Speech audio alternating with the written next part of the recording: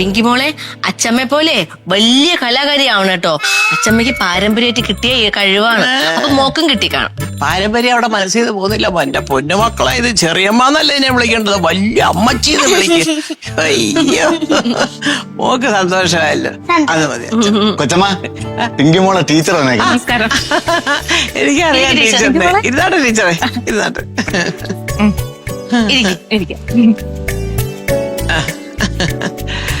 മോളിലൂടെ dance പ്രോഗ്രാമിന്റെ കാര്യമൊക്കെ പറഞ്ഞായിരുന്നോ? പറഞ്ഞായിരുന്നു ഇങ്ങനെ ഏതാണ്ട് ഒരു വലിയ പരിപാടി വരുന്നതും. അതിന്റെ കൂടുതൽ ഡീറ്റെയിൽസ് അറിയാൻ വേണ്ടിട്ട് ടീച്ചറോട് വരാൻ പറഞ്ഞത്. ഇത് ഒരു വേൾഡ് റെക്കോർഡിന് വേണ്ടിയിട്ടുള്ള ഒരു പ്രോഗ്രാമാ. ഒരു 10-15,000 കുട്ടികൾ പങ്കെടുക്കുന്നുണ്ട് കേട്ടോ. അതെല്ലാവരും ഒരേപോലെ ഡ്രസ്സൊക്കെ ഇട്ടിട്ട് വലിയൊരു ഗ്രൗണ്ടിൽ നിന്ന് ചെയ്യുന്ന ഒരു പ്രോഗ്രാമാ. അപ്പൊ അതിന് മോളെ സെലക്ട് ചെയ്തിട്ടുണ്ട്. പറഞ്ഞത് ഗിന്നസ് ബുക്കിൽ കയറാനുള്ള സാധ്യതയുണ്ട്. അതെ, നമ്മുടെ വേൾഡ് റെക്കോർഡിന് വേണ്ടിയിട്ടുള്ള ഒരു പരിശ്രമമാണ്. ഒരു 10-15,000 കുട്ടികളുണ്ട് പങ്കെടുക്കാൻ. 8 മിനിറ്റുള്ളൊരു ഡാൻസ് ആണ്. അതെല്ലാവർക്കും മൊബൈലിൽ ഇതിങ്ങനെ അയച്ചു കൊടുക്കും. അത് കണ്ട് ഒരേപോലെ പഠിച്ച് പെർഫോം ചെയ്യാന്നുള്ളത്. പിന്നെ ടീച്ചർമാരുടെ ഒക്കെ ഒരു മേൽനോട്ടവും കൂടെ ഉണ്ട് അതിന്റെ കൂട്ടത്തിൽ. ഓ അങ്ങനെ.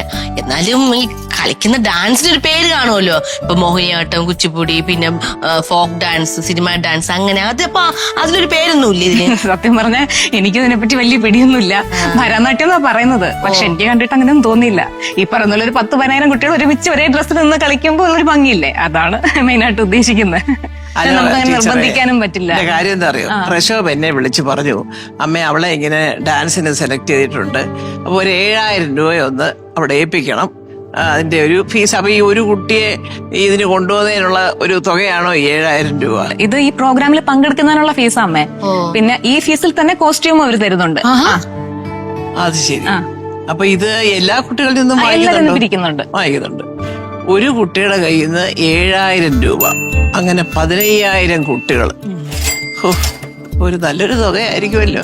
അല്ല ടീച്ചറെ, ഞാൻ ഒരു കാര്യം ചെയ്യട്ടെ, ഇത്രയൊക്കെ പൈസയൊക്കെ തന്നതിനകത്ത് പങ്കെടുത്തിട്ട് ഈ കുട്ടികൾക്ക് എന്താ ഒരു പ്രയോജനം? അത് പങ്കെടുക്കാന്ന് പറയുന്നത് തന്നെ ഒരു വലിയ സംഭവമല്ലേ അല്ലേ? അതെ അതെ.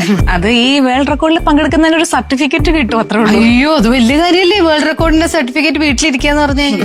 എന്റെ പൊന്നെ ടീച്ചറെ, വേൾഡ് റെക്കോർഡിന്റെ ഒരു സർട്ടിഫിക്കറ്റ് കിട്ടാൻ ഇങ്ങനെയൊക്കെയുള്ള ഈ ഒരു വളഞ്ഞ വഴികളൊക്കെ വേണോ? ഇത്ര കോടി രൂപ കളക്ട് ചെയ്ത് ഇതൊക്കെ എന്താണ് സംഭവം? സത്യം പറഞ്ഞാല് അതിനൊക്കെ എത്രയോ നല്ല വഴികളുണ്ട്, നേരായ വഴികളുണ്ട്. ശരിയാണ് അമ്മ പറഞ്ഞത്. നേരത്തെ പറഞ്ഞ ഈ 10,000 പിള്ളേർ ഡാൻസ് കളിക്കുന്നില്ലേ, ആ ആൾക്കൂട്ടത്തിൽ ഇവളെ എങ്ങനെ കാണും? അമ്മ, ഇതെന്തോ ഊടായ്മ പരിപാടിയാണ്. സത്യം പറഞ്ഞ പൈസ വിടുങ്ങാനുള്ള പരിപാടിയാണെന്നാണ് എനിക്കും തോന്നുന്നത്, സത്യമായിട്ടും. പക്ഷെ സ്കൂളിൽ നിന്ന് പറയുമ്പോ നമുക്കൊന്നും എതിർത്ത് പറയാൻ പറ്റില്ല, അതാണ്. പിന്നെ നാളെ മുതൽ നമുക്ക് പണിയും കാണില്ല. സ്വന്തമായിട്ട് വരുമാനം ഇല്ലാത്ത കലാകാരന്മാരുടെ അവസ്ഥ നമുക്കറിയാലോ. അപ്പൊ എന്തായാലും താല്പര്യം ഇല്ലെങ്കിൽ നമുക്ക് എന്തെങ്കിലും പറഞ്ഞ് ഞാൻ ഒഴിവാക്കിക്കോളാം. അല്ല, പാർട്ടിസിപ്പേറ്റ് ചെയ്യാൻ പറ്റുന്ന പറയുന്നത് തന്നെ ഒരു വലിയ കാര്യമല്ലേ? പാർട്ടിസിപ്പേറ്റ് ചെയ്യാൻ പറ്റുക എന്ന് പറഞ്ഞാൽ ഇങ്ങനെയുള്ള ഈ തട്ടിപ്പും വെട്ടിപ്പും ഒക്കെ ഉള്ള പരിപാടിയേ ഉള്ളോ പാർട്ടിസിപ്പേറ്റ് ചെയ്ത് പേരെടുക്കാൻ? അവൾ അതിനകത്ത് ഉണ്ടെന്ന് പോലും എന്തെങ്കിലും ഉണ്ടോ? ഒരു പ്രശ്നം പേപ്പർ കിട്ടുമോ അത് വിളകാണം കൊണ്ട് വെച്ചേക്കാന്?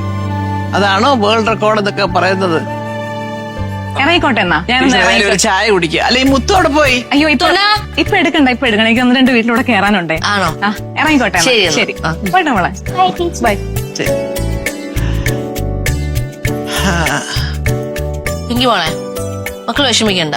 നമുക്ക് വേറൊരു പ്രോഗ്രാം സെറ്റ് ചെയ്തിട്ട് പിങ്കി മോളുടെ ഡാൻസ് മാത്രം ആ സ്റ്റേജിൽ നമുക്ക് കളിക്കാം. ഇവിടെ നോക്കിക്കേ അച്ഛമ്മ, എന്റെ പൊന്നുമോളോട്ട് കാര്യം പറയട്ടെ. എന്റെ പൊന്നുമോളുടെ ഡാൻസ് നമ്മുടെ കുടുംബക്ഷേത്രത്തിൽ ഈ വരുന്ന ഉത്സവത്തില് മോൾ ഒറ്റയ്ക്ക് സ്റ്റേജിൽ ഡാൻസ് കളിക്കും. അത് ഈ ടീച്ചറും വരും, മോളെ കൂട്ടുകാരും വരും, എല്ലാരും വരും. ഗംഭീരമായിട്ട് അച്ഛമ്മ നടത്തും. അതെ കേട്ടോ? എന്നാലും ഒറ്റയടിക്ക് അത് വേണ്ടെന്ന് വെച്ചാൽ ശരിയായില്ലമ്മ. എന്തായാലും ഞാനൊന്ന് നോക്കട്ടെ, ഒരു 7,000 രൂപ എനിക്ക് അഡ്ജസ്റ്റ് ചെയ്യാൻ പറ്റുമോ എന്നുള്ളത്. അപ്പൊ ആദ്യമേ അതങ്ങ് മതിയായിരുന്നല്ലേ. ഇത്രയെല്ലാം അവരെ സമ്മതിച്ചു, എന്നിട്ട് ഇവിടെ ബുദ്ധിയില്ലാതെ കേറിയില്ലേ? ചേച്ചി നമുക്ക് 7,000 രൂപ കൊടുക്കാൻ പഠിച്ചിട്ടാണ് വിടാത്തേന്ന്. ചേച്ചി ഉണ്ടാക്കിയാൽ കൊടുത്തോട്ട്. വിഷമമുണ്ടാ? ഇല്ല, മനസ്സിലായില്ലേ നമുക്ക് കാര്യങ്ങൾ? മക്കളെ, ഇതെല്ലാം ചുമ്മാതാ മോളെ. ഉള്ള പൈസ എല്ലാം കൂടെ ആർക്കാണ്ട് വെട്ടിച്ചുകൊണ്ട് പോകാനാണ്. എന്റെ പൊന്നുമോള് ഇതിനകത്തൊന്നും പങ്കാളിയാവരുത്. അമ്മ പറഞ്ഞു നമുക്ക് അമ്പലത്തിൽ കളിക്കട്ടെ. എനിക്ക് അമ്പലത്തിൽ കളിച്ചാൽ എന്റെ മോൾ അതിനകത്ത് കളിച്ചെന്ന് പോലും അറിയത്തില്ല. പിന്നീട് സ്കൂളിൽ നിന്ന് ശേഷം പേപ്പർ തരും, ഇത്രേ ഉള്ളു നിനക്ക്. കഷ്ടം. അച്ഛമ്മ കാണിച്ചു തരാം എന്റെ മോൾ അങ്ങനെ കളിക്കുന്നത് കേട്ടോ. ഹാപ്പി അല്ലേ? ഹാപ്പി. ഫ്ലവേഴ്സ് ഒരുക്കുന്ന കാഴ്ച വസന്തം യൂട്യൂബിൽ പ്രേക്ഷകർക്ക് ലൈവായി കാണാം. ഫ്ലവേഴ്സ് കോമഡിയിൽ ജോയിൻ ചെയ്യൂ, ആസ്വദിക്കൂ.